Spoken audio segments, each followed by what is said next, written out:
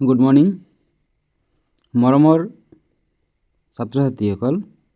প্ৰথমতে আমি chemistry point বাই আছাবুল sir YouTube চেনেললৈ আপোনালোক সকলোলৈ স্বাগতম জনাইছোঁ। মোৰ নাম হ'ল আছাবুল ইছলাম। আপোনালোকে নতুন নতুন ভিডিঅ' পাবলৈ মোৰ চেনেলটো লাইক কৰিব, কমেণ্ট কৰিব আৰু ছাবস্ক্ৰাইব কৰিব। আৰু আপোনালোকৰ বন্ধু বান্ধৱীৰ সহায় হোৱাকৈ এই ভিডিঅ'টো শ্বেয়াৰ কৰিবলৈ নেপাহৰিব। স্ক্ৰীনত মোৰ হোৱাটছআপ নম্বৰ দিয়া আছে বা কলিং নম্বৰ হয়। যদি আপোনালোকৰ কিবা অসুবিধা হয় পোনপটীয়াকৈ আপোনালোকে মোৰ লগত যোগাযোগ কৰিব পাৰে। যিমান পাৰোঁ মই আপোনালোকক সহায় কৰিম। এতিয়া আহিম আমি মেইন টপিকলৈ। প্ৰথমতে আমি আলোচনা কৰিম দ্ৰৱ কাক বোলে। দ্ৰৱ কাক বোলে সেইটো অলৰেডি তোমালোকে ক্লাছ 9ত পাই আহিছা। আমি প্ৰথমতে জানো দুই বা ততোধিক উপাংশৰ সমহত্ব মিশ্ৰণক দ্ৰৱ বুলি কোৱা হয়।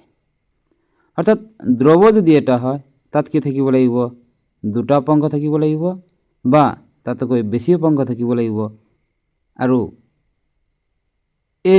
ইয়াত এটা মিশ্ৰণ থাকিব লাগিব, যেটো সমহত্ব মিশ্ৰণ হ'ব লাগিব, তেতিয়াহে আমি ইয়াক দ্ৰৱ বুলি কোৱা হয়।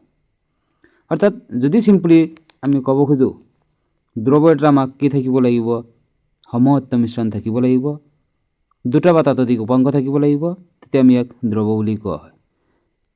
ইয়াতে আমাৰ চিত্ৰত দেখুওৱা হৈছে তলত এটা কি হয় দ্ৰাৱক আৰু এটা হ'ল কি দ্ৰব্য।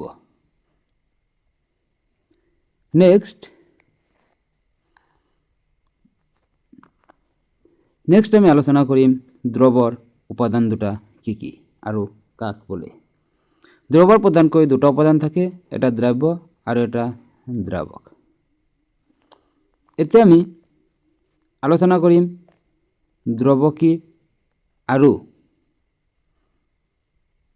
দ্ৰাৱক কি। অৰ্থাৎ দ্ৰৱ এটা যদি উপাদান এটা কমকৈ থাকে তাক দ্ৰব্য বুলি কোৱা হয়, আৰু দ্ৰৱ এটা যদি উপাদান বেছিকৈ থাকে তাক দ্ৰাৱক বুলি কোৱা হয়। যদি কণ্টেইনাৰ এখন চোৱা, ইয়াতে যদি চোৱা হয় এটা হ'ল কি দ্ৰাৱক আৰু এইটো কি দ্ৰব্য। অৰ্থাৎ this one like this one, these are only এইকেইটা কি হয় দ্ৰব্য হয় আৰু হোল কণ্টেইনাৰটো কি হয় দ্ৰাৱক হয়। নেক্সট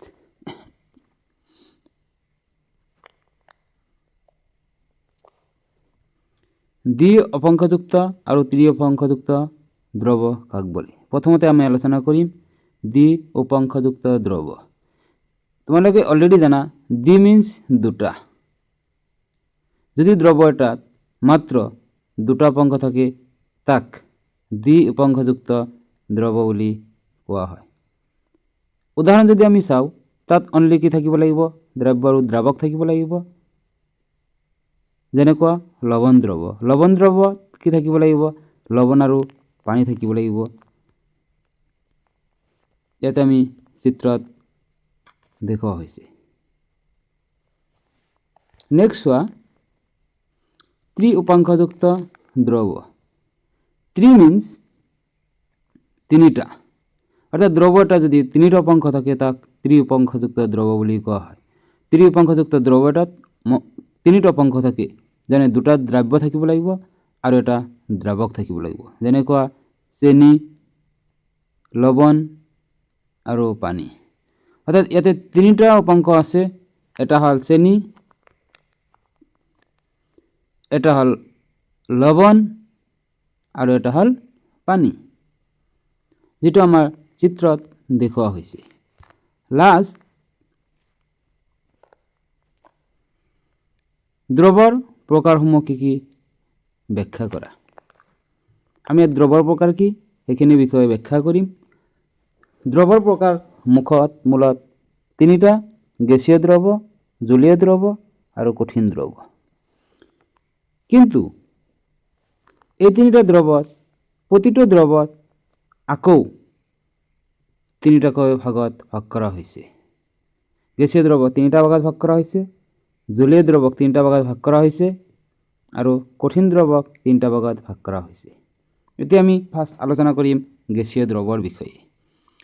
যদি দ্ৰব্য আৰু দ্ৰাৱক দুটাই গেছ হয়, অৰ্থাৎ দ্ৰব্যও গেছ হ'ব লাগিব আৰু দ্ৰাৱকো গেছীয় হ'ব লাগিব।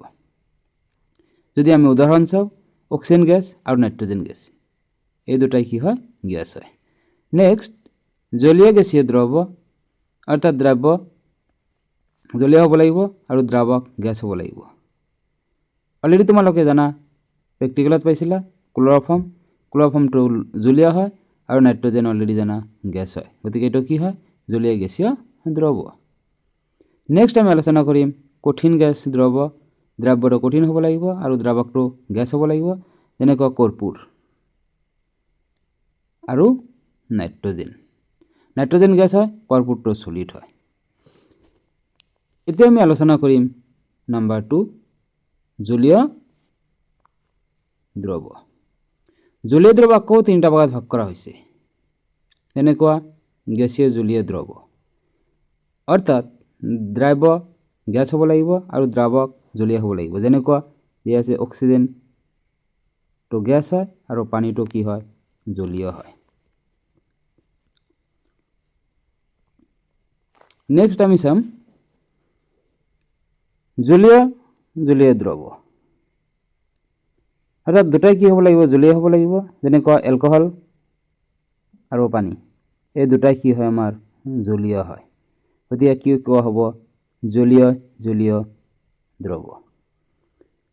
লাষ্ট ওৱান, কঠিন জলীয়, চেনি আৰু পানী, এইটো কি হয়? কঠিন জলীয় দ্ৰৱ।